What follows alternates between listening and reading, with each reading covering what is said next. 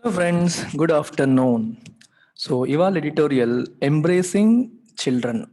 Embracing అంటే అర్థం ఏంటి? హత్తుకోవడం, ఎఫెక్షన్తో దగ్గరికి తీసుకోవడాన్ని మనం ఎంబ్రేస్ అంటాం. ఎంబ్రేసింగ్ చిల్డ్రన్, ఏ చిల్డ్రన్ని? కోవిడ్ వల్ల అనాథలైపోయిన వాళ్ళు. కోవిడ్-19 సెకండ్ వేవ్లో చాలామంది పిల్లలు అమ్మని కోల్పోయారు, నాన్నని కోల్పోయారు, కొంతమంది అమ్మా నాన్నలు ఇద్దరిని కోల్పోయారు. ఇలా తల్లిదండ్రులు కోల్పోయి అనాథలైన పిల్లల్ని ఎవరు చూసుకోవాలి? ప్రభుత్వమే చూసుకోవాలి. ప్రభుత్వమే వాళ్ళని అక్కున చేర్చుకోవాలి. అందుకనే ఎంబ్రేసింగ్ చిల్డ్రన్ అని చెప్పి ఈ టైటిల్ పెట్టడం అనేది జరిగింది. సో గవర్నమెంట్ ఏం చేసింది, ప్లాన్ ఏంటి, సరిపోతుందా, ఇంకా చెయ్యాలా అనే విషయాన్ని విశ్లేషిస్తూ ఎడిటోరియల్ సాగుతుంది. ఎడిటోరియల్లోకి వెళ్ళే ముందు మీకు ఈ అనౌన్స్మెంట్.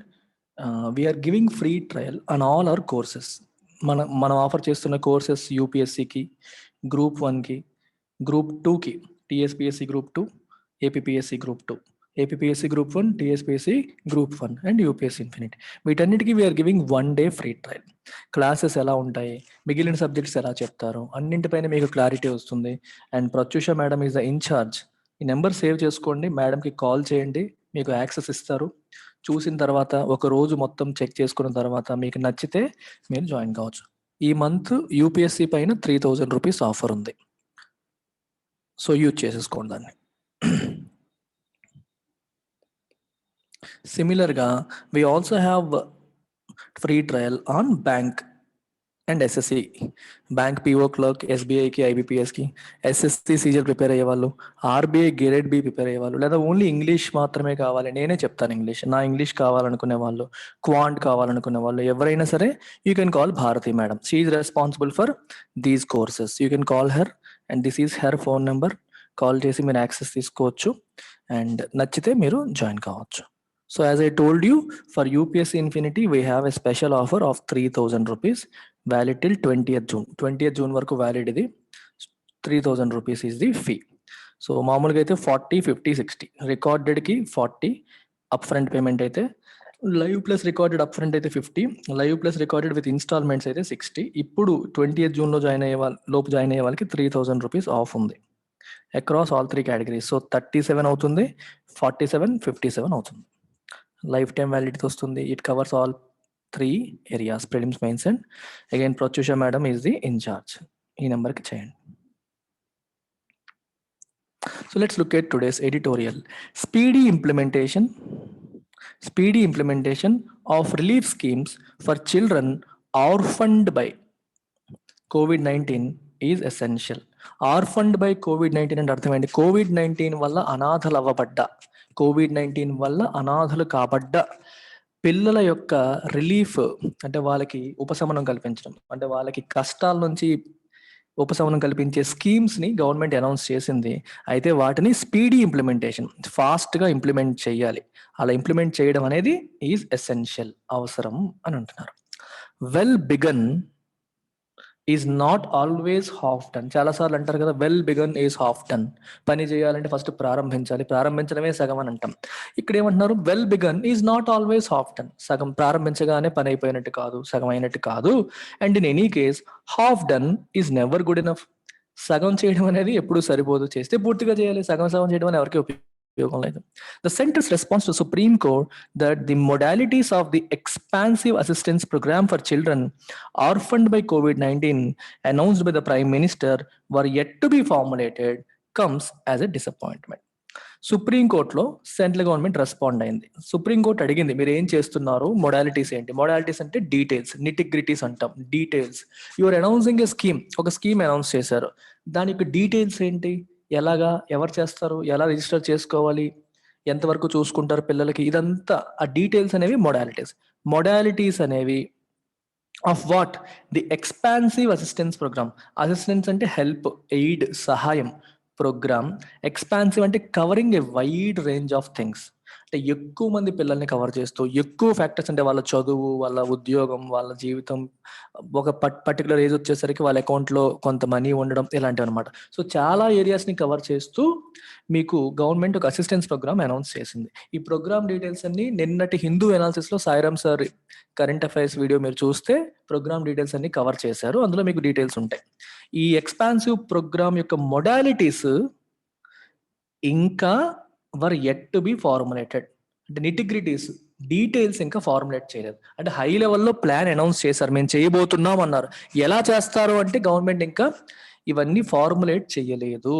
ఇలా ఫార్ములేట్ చేయలేదు అన్న విషయాన్ని సెంట్రల్ గవర్నమెంట్ సుప్రీంకోర్టుకి చెప్పింది, రెస్పాండ్ అవుతూ చెప్పింది. ఇలా రెస్పాండ్ అవ్వడం అనేది కమ్స్ యాజ్ ఎ డిసప్పాయింట్మెంట్, ఒక డిసప్పాయింట్మెంట్ లాగా వచ్చింది. అంతే కదా, మనం అనౌన్స్ చేశారంటే ప్లాన్ కూడా ఉంటుందని అనుకుంటాం, కానీ ప్లాన్ లేదు, ఓన్లీ అనౌన్స్మెంట్ మాత్రమే జరిగింది. While rightly feted for its announcement of a comprehensive program for the most vulnerable section of the population during this COVID-19 pandemic, children, ఎవరు వాళ్ళు? Children. The center did not lay down procedural formalities for implementation. Feted అంటే praised, అభినందించబడడం, praise చేయబడ్డం, అభినందించబడడం. Rightly feted for its announcement. దేని announcement? Comprehensive programme for the most vulnerable section of the population during COVID-19 pandemic. COVID-19 pandemic ఉన్న ఈ తరుణంలో most vulnerable section ఎవరు అంటే అందరికంటే ఎక్కువ సఫర్, అందరికంటే ఎవరు ఎక్కువ దీని యొక్క రిస్క్ ని భరించబోతున్నారంటే పిల్లలు. ఎందుకంటే పెద్దలు చనిపోతున్నారు, పిల్లలు అనాథలైపోతున్నారు. అందుకని పిల్లలు ఏమన్నారు ఇక్కడ? Most vulnerable section. Who is vulnerable? Someone who is more likely to be affected. Someone who is more likely to be affected by a negative event. ఒక నెగిటివ్ ఈవెంట్ వల్ల ఎఫెక్ట్ అయ్యే అవకాశం ఎక్కువగా ఉండేవాళ్ళు వల్నరబుల్. మీకు ఎగ్జాంపుల్, రిపీటెడ్గా నేను చెప్పే example, people living in slum areas are more vulnerable to malaria. Malaria వాళ్ళకు వచ్చే అవకాశం ఎక్కువగా ఉంటుంది. ఎందుకని? అక్కడ నీట్గా ఉండదు, వేస్ట్ వాటర్ ఫ్లో అవుతూ ఉంటుంది, దోమలు తిరుగుతూ ఉంటాయి కాబట్టి. రైట్. సో ఇప్పుడు COVID-19 వల్ల సఫర్ అయ్యే అవకాశం వరకు ఎక్కువగా ఉందంటే చిల్డ్రన్కి. అలాంటి చిల్డ్రన్కి హెల్ప్ చేయడానికి ఒక కాంప్రహెన్సివ్ ప్రోగ్రామ్ అనౌన్స్ చేసింది సెంట్రల్ గవర్నమెంట్. సెంట్రల్ గవర్నమెంట్ ఒక కాంప్రహెన్సివ్ అంటే పూర్తిగా, కాంప్రహెన్సివ్ అంటే కవరింగ్ ఎవ్రీథింగ్ అనమాట, ప్రోగ్రామ్ని అనౌన్స్ చేసింది. అలా అనౌన్స్ చేసినందుకు ఇట్ వాజ్ రైట్లీ ఫీటెడ్. ఫీటెడ్ అంటే పొగడబడింది, ప్రశంసించబడింది. అయితే కరెక్టే, ఇవన్నీ చేసింది సెంటర్, కానీ the centre did not lay down procedural formalities for the implementation. ఎలా ఇంప్లిమెంట్ చేయాలని చెప్పి ప్రొసీజర్స్ ఫార్ములేట్ చేయలేదు. Right? It is clear from the National Commission for Protection of Child Rights submission in the Supreme Court that nearly 10,000 children are in need of immediate care and protection. They include children aged between 0 and 17 years, orphaned or abandoned during the COVID-19 pandemic since March 2020. National commission for protection of child rights వీళ్ళు సుప్రీంకోర్టులో submit చేసిన data ప్రకారం ఏంటి clear? That nearly 10,000 children are in need of immediate care and protection. దాదాపు 10,000 మంది పిల్లలకి immediate care మరియు protection అనేది అవసరం. దే ఇంక్లూడ్, ఎవరు ఈ 10,000 మందిలో ఎవరెవరు ఉన్నారు? Children aged between 0 and 17 years, 0 నుంచి అంటే 1 year లోపు పిల్లలు కూడా. 1 year లోపు పిల్లలు కూడా అనాథలు అయిపోయారంటే అర్థం చేసుకోండి. A child who is not even 1 year old, అంటే కనీసం నడక రాదు, మాట రాదు, ఆ ఏజ్లో వాళ్ళు అనాథలు అయిపోతే ఆలోచించడానికి కష్టంగా ఉంది. So 0 and 17 years orphaned and abandoned during the COVID-19 pandemic since March 2020. అర్థమవుతుందా? ఈ 10,000 మంది పిల్లల్లో వాళ్ళందరూ ఉన్నారు. ఆర్ఫండ్ అంటే అనాథలు అవ్వబడ్డారు. అబాండన్డ్ అంటే తల్లిదండ్రులు ఉండి కూడా వాళ్ళని విడిచిపెట్టేశారని అర్థం. పిల్లల్ని పెంచలేక విడిచిపెట్టేయడము, లేకపోతే వేరే కారణాల వల్ల విడిచిపెట్టడం. అబాండన్డ్ అంటే లెఫ్ట్, వదిలేయబడడం. If you abandon something you leave it.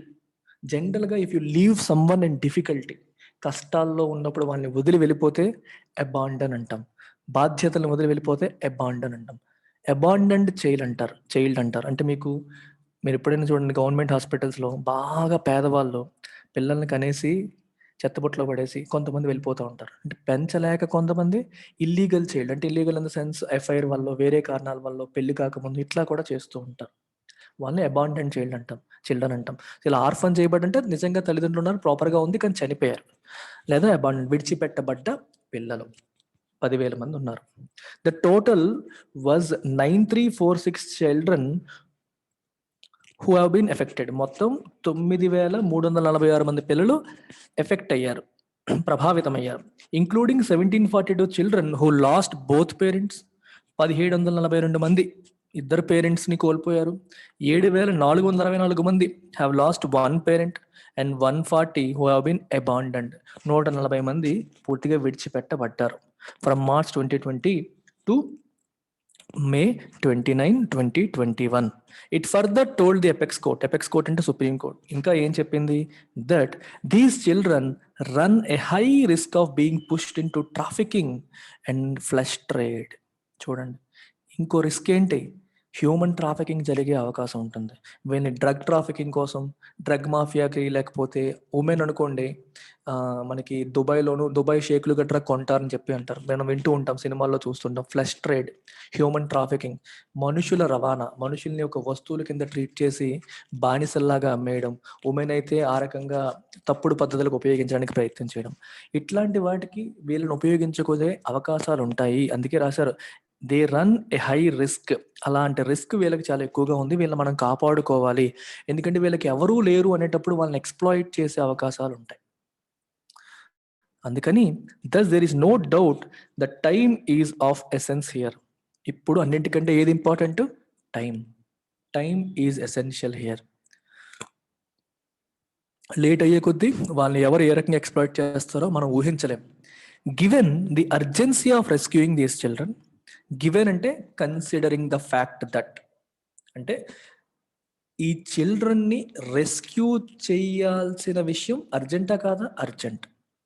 ఎందుకు అర్జెంటు, ఫ్లెష్ ట్రేడ్కి లేకపోతే హ్యూమన్ ట్రాఫికింగ్కి వాళ్ళని ఎక్స్ప్లాయిట్ చేసే అవకాశం ఉంటుంది. సో ఇమీడియట్గా వాళ్ళని రెస్క్యూ చేయాలి, కాపాడాలి. So urgency is paramount. Considering this fact, the government cannot dawdle over figuring out implementation strategy. Dawdle over అంటే సాగదీయడం, పని తొందరగా చేయకపోవడం, స్లోగా చేయడం. ఎలా చెయ్యాలి అని చెప్పి సాగదీసి డిలే చేయకూడదు.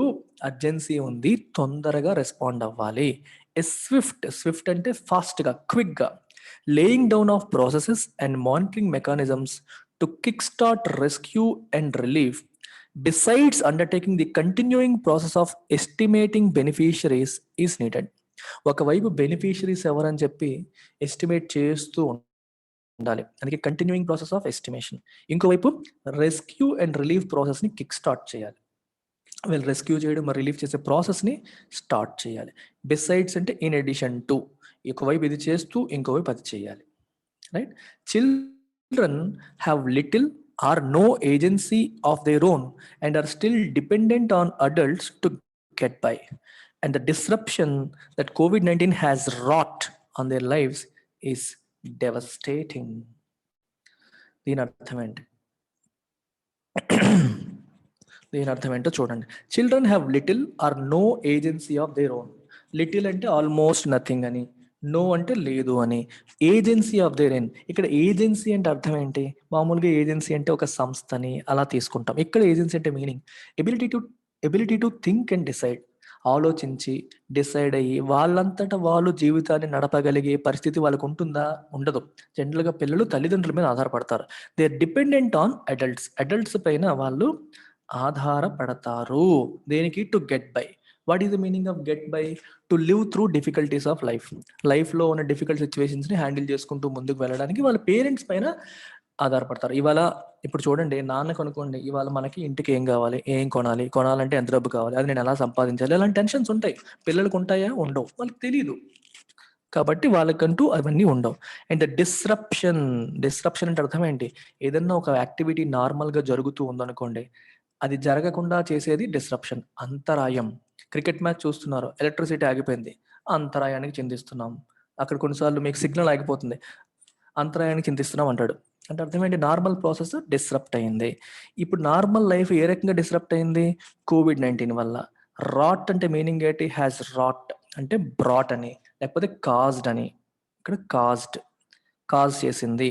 On their life is devastating. వాళ్ళ లైఫ్ పైన COVID-19 తీసుకొచ్చిన, COVID-19 వల్ల వచ్చిన ఈ డిస్రప్షన్ అనేది డెవస్టేటింగ్ అంటే డ్యామేజింగ్, మళ్ళీ నాశనం చేసేది.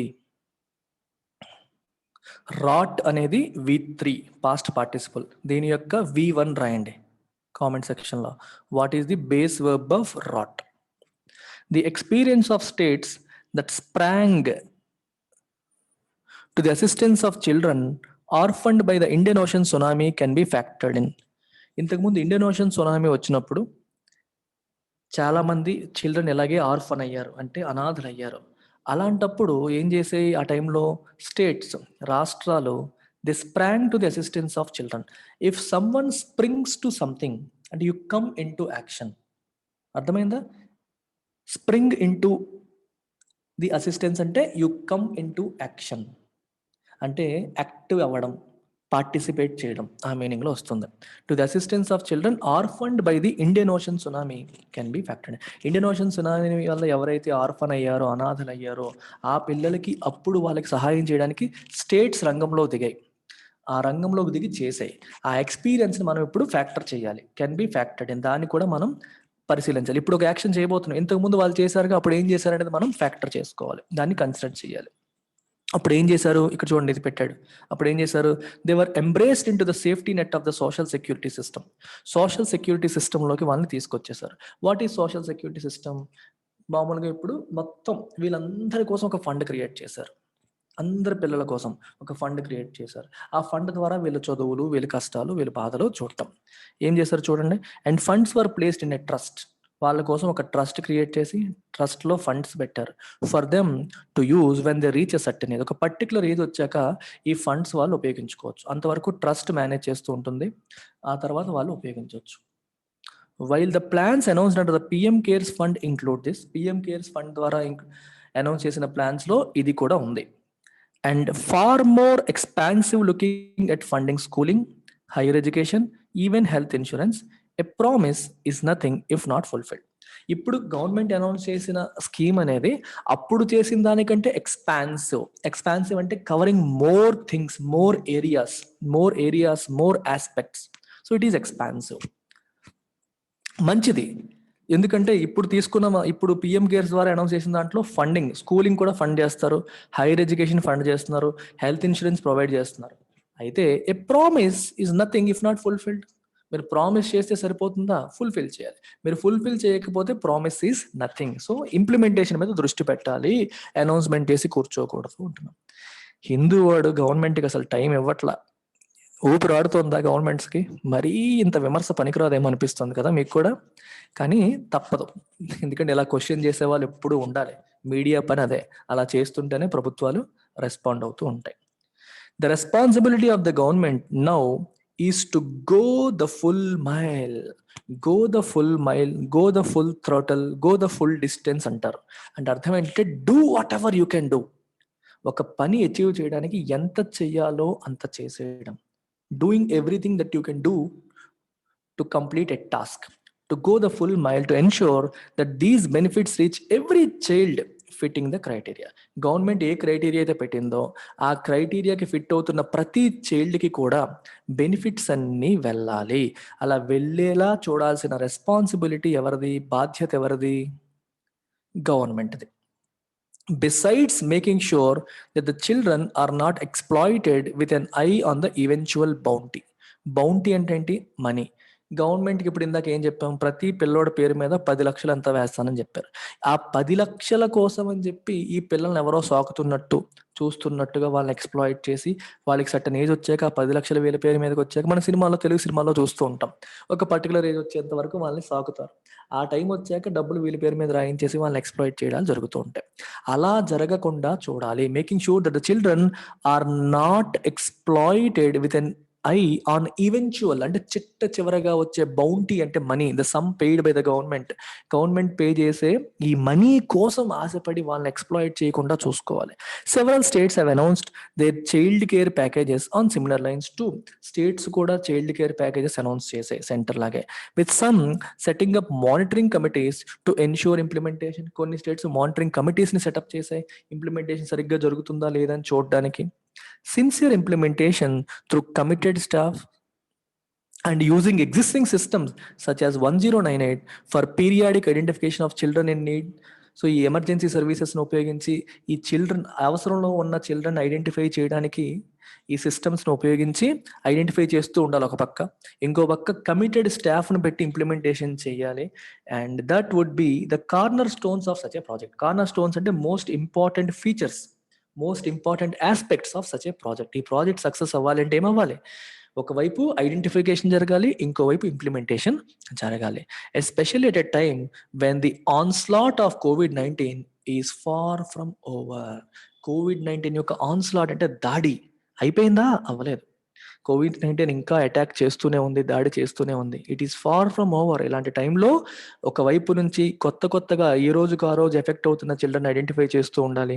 ఇంకోవైపు ఐడెంటిఫై చేసిన వాళ్ళని రెస్క్యూ చేసి కాపాడి ప్రభుత్వం సోషల్ సెక్యూరిటీ నెట్లోకి తీసుకువచ్చే ప్రయత్నం జరుగుతూ ఉండాలి.